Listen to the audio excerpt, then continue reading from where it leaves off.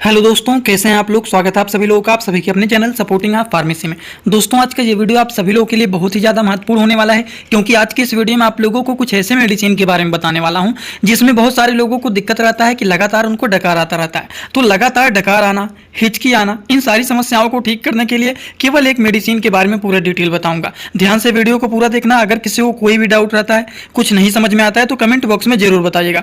Video को start करने से पहले एक महत्वपूर्ण सूचना यह है कि सपोर्टिंग आप फार्मेसी के इस चैनल पर यह वीडियो बनाया जाता है केवल और केवल मेडिकल स्टूडेंट के नॉलेज को इंक्रीज करने के लिए, स्टडी पर्पज के लिए। तो कोई भी दवा अपने से ना इस्तेमाल करें बिना डॉक्टर की सलाह के।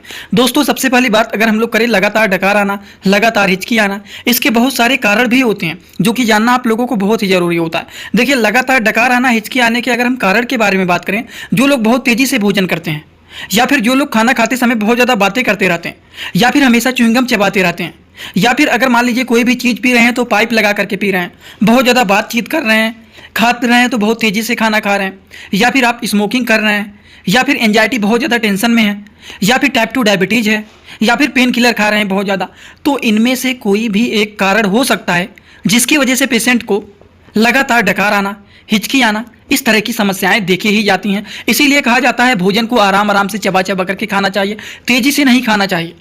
जब आप खाना खा रहे हैं तो किसी से बातचीत नहीं करना चाहिए।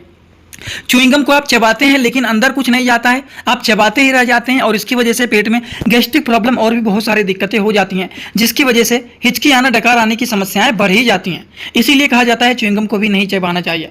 ड्रिंकिंग जो लोग करते हैं वो भी पाइप लगा करके, इसकी वजह से भी देखा जाता है। जो लोग ज़्यादा स्मोकिंग करते हैं, एंजाइटी के कंडीशन में, टाइप 2 डायबिटीज के कंडीशन में, पेन किलर ज़्यादा यूज करते हैं, तो इस कंडीशन में डकार आना, हिचकी आने की समस्याएं देखी ही जाती हैं।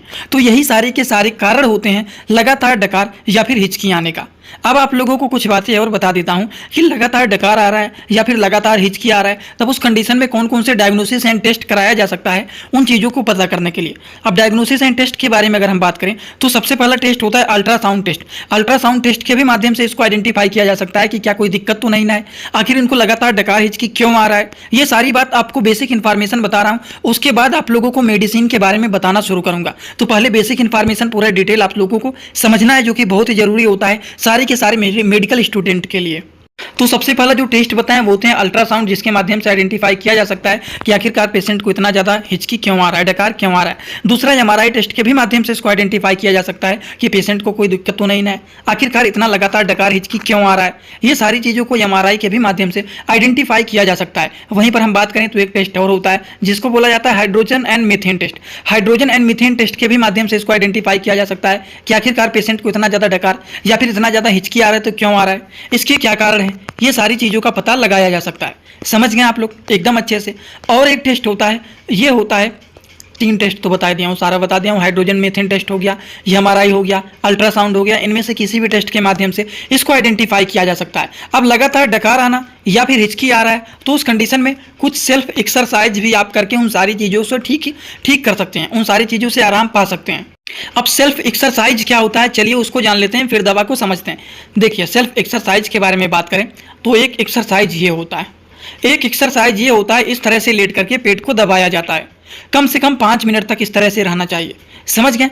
और एक एक्सरसाइज ये होता है जिसमें सर के नीचे और पैरों के बीच में तकिए को लगाया जाता है और इस पोजीशन में कम से कम 5 मिनट तक लेटा जाता है। समझ गए आप लोग। तो ये 2 से 3 तरह के एक्सरसाइज होते हैं जिसको करने से लगातार डकार आना, हिचकी आना, ये सारी प्रॉब्लम से छुटकारा पाया जा सकता है। आई होप आप लोगों को ये पूरी बात बताया हूं, अभी तक एकदम बेसिक इन्फॉर्मेशन आपको बताया हूं। अब नेक्स्ट जो बताने वाला हूं वो एलोपैथिक मेडिसिन बताने वाला हूं, जो कि इनके ट्रीटमेंट के लिए इस तरह के मेडिसिन को दिया जाता है। तो चलिए दोस्तों, एलोपैथिक ट्रीटमेंट के मेडिसिन के बारे में हम लोग समझना शुरू। दोस्तों, इसी तरह से मैं आप सभी लोगों के लिए एक बुक बनाया हूं जिस बुक का नाम है A to Z medicine book. ये दोस्तों जो बुक है ये टोटल 600 पेज का है, जिसमें आप लोगों को टोटल 46 चैप्टर मिल जाएंगे और साथ ही साथ आप लोगों को 46 वीडियो लेक्चर भी मिल जाएगा हर एक चैप्टर का। ये दोस्तों जो बुक है ये टोटल 499 रुपए का है। ये बुक आप लोगों को व्हाट्सएप पर PDF के फॉर्मेट में दिया जाता है। और अगर आप लोग इस बुक को लेना चाहते हैं, अगर आप मेडिकल के छात्र हैं, प्रैक्टिस करने वाले छात्र हैं, तो आप लोग इस वीडियो के कमेंट बॉक्स में जाना, आप लोगों को एक लिंक मिल जाएगा। जब आप उस लिंक पर क्लिक करेंगे तो डायरेक्ट आप व्हाट्सएप पर पहुंचेंगे, उसी नंबर पर पेमेंट करना है, वहीं पर आपको बुक और पूरे बुक का वीडियो लेक्चर मिल जाएगा। ये बुक PDF के फॉर्मेट में मिलेगा आप लोगों को। जो लोग लेना चाहते हैं जरूर इस बुक को परचेज करें, जिसमें हजारों प्रकार की दवाइयों का नॉलेज आपको मिल जाएगा। करते हैं। सबसे पहला जो मेडिसिन है दोस्तों वो है मेटोक्लोप्रामाइड टैबलेट। ये जो टैबलेट होता है ये पेरिनार्म के नाम से पॉपुलर होता है, जो कि मेटोक्लोप्रामाइड हाइड्रोक्लोराइड ये टैबलेट होता है। बहुत सारे लोग सोच रहे होंगे कि ये तो नोजिया की कंडीशन में, वोमिटिंग की कंडीशन में दिया जाता है, लेकिन ये जो मेडिसिन होता है यहाँ पर भी देखिए गैस्ट्रिक के कंडीशन में पेट में गैस बना हुआ है, जी मचलाना, उल्टी होना जैसी समस्याएं हो जाता है, तो पेट में गैस बना हुआ है, पेट फूला हुआ है, जी मचला रहा है, उल्टी हो रहा है, तो इस कंडीशन में भी तो लगातार डकार हिचकी की प्रॉब्लम क्रिएट हो जाते हैं। और उस कंडीशन में इस तरह के मेडिसिन को दिया जाता है जो कि ये पेरीनार्म के नाम से पॉपुलर होता है। अगर इनके डोज के बारे में बात करें तो एक टैबलेट दिन भर में 2 से 3 बार दिया जाता है, वो भी खाना खाने के बाद। आई होप ये बात समझ में आ गया होगा। अगर मान लीजिए ये मेडिसिन नहीं देते हैं तो कुछ और भी मेडिसिन होते हैं, जैसे कि लिवोसल्पाइराइड टैबलेट। लिवोसल्पाइराइड टैबलेट जो होता है इसको भी एक टैबलेट दिन भर में 2 से 3 बार लिया जा सकता है, वो भी खाना खाने के बाद। According to the patient condition dose को डिसाइड किया जाता है कि दिन भर में 2 बार देना है कि 3 बार देना है, वो भी खाना खाने के बाद दिया जाता है, जो कि 25 mg के 25 mg के ये मेडिसिन होते हैं। इसी तरह से अगला जो मेडिसिन है वो है इटोपाइराइड टैबलेट। ये इटोपाइराइड है, ये लिवोपाइराइड है, ठीक। तो इटोपाइराइड टैबलेट जो होता है ये जो होता है गैनोटोन के नाम से पॉपुलर होता है, एबोट कंपनी के ये भी ब्रांडेड मेडिसिन होते हैं। अगर इस मेडिसिन के बारे में बात करें तो एक टैबलेट दिन भर में 2 से 3 बार इसको भी दिया जा सकता है, वो भी खाना खाने के बाद। इसी तरह से इन्हीं दवाइयों के साथ साथ एक गैस की भी दवा मिक्स करके दे दिया जाता है, जिससे पेट में गैस्ट्रिक प्रॉब्लम हो तो वो भी ठीक हो जाए। जैसे कि ओमी डी दे सकते हैं, पेंटाप डी दे सकते हैं। ओमी डी में जो है इसमें omeprazole and Pantop, omeprazole and domperidone है। पेंटाप डी में पेंटाप्राजोल एंड डोमपेरिडोन होता है। तो दोनों में से कोई भी एक मेडिसिन को दिया जाता है। इनका काम होता है पेट में गैस बना हुआ है, पेट फूला हुआ है, पेट में इरिटेशन हो रहा है, जी मचला रहा है, उल्टी हो रहा है, सीने में जलन हो रहा है, बार बार डकार आ रहा है, वो सारी चीज़ों को ये ठीक करने का काम करते हैं। अगर हम इनके डोज के बारे में बात करें तो एक कैप्सूल, वो भी बिफोर मील या फिर आफ्टर मील, खाना खाने के पहले भी आप इसको ले सकते हैं और खाना खाने के बाद भी आप इसको ले सकते हैं। अगर खाना खाने के पहले लेते हैं तो खाना खाने के आधे घंटे पहले आप इसको ले सकते हैं, और अगर खाना खाने के बाद ले रहे हैं तो खाना खाने के जस्ट बाद आप इसका यूज कर सकते हैं। समझ में आ गया आप लोगों को?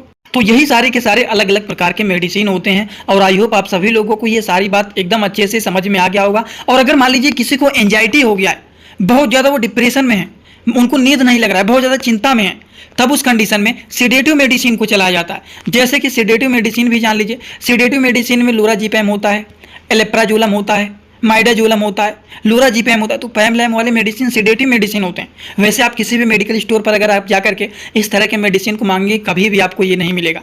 जब तक डॉक्टर इसको प्रिस्क्राइब नहीं करते हैं पेशेंट के कंडीशन को देख करके, तब तक कभी भी कोई भी लोग इसको नहीं देते हैं। ये नींद की दवा होता है। समझ में आ गया? तो इस तरह से मेडिसिन को चलाया जाता है। अगर आप लोगों को ये सारी बात अच्छे से समझ में आया हो तो आप सभी लोग सीधा सीधा आएंगे कमेंट बॉक्स में और अपना फीडबैक जरूर देना कि आज का ये वीडियो कैसा लगा। समझ में आया हो तो भी बताएं, जिनको नहीं समझ में आया वो भी एक कमेंट जरूर कर देना। तो चलिए आज का वीडियो यहीं पर होता है complete. Thanks for watching, like comment share and subscribe this channel.